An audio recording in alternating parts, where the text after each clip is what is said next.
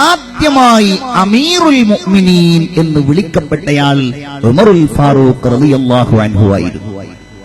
നമ്മൾ ചിന്തിക്കണം, കെജ്രിവാൾ ഒരത്ഭുത മനുഷ്യനാണെന്ന് എങ്ങനെ പറയാതിരിക്കും? വിയോജിപ്പുള്ളവരുണ്ടാകും. രാഷ്ട്രീയമായ വിലയിരുത്തലുകളിൽ കെജ്രിവാളിന്റെ നിലപാടുകളെ അഭിശംസിക്കുന്നവരുണ്ടാകും.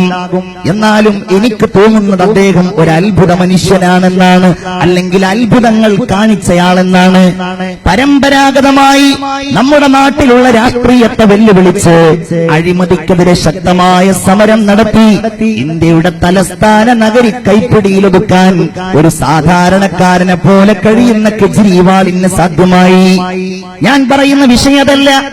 ഈ കെജ്രിവാൾ എന്നെ വല്ലാതെ അത്ഭുതപ്പെടുത്തിയ ഒരു കാര്യം, ഡൽഹിയുടെ ഭരണം ഏറ്റെടുത്ത് അദ്ദേഹം നടത്തുന്ന ചില പ്രഭാഷണങ്ങളിൽ ഇടയ്ക്കിടയ്ക്ക് അദ്ദേഹം പറഞ്ഞിരുന്ന ഒരു കാര്യമാണ്, ഞാൻ ആഗ്രഹിക്കുന്നത് ഖലീഫ ഉമറിന്റെ ഭരണം നടപ്പിലാക്കാനാണ്.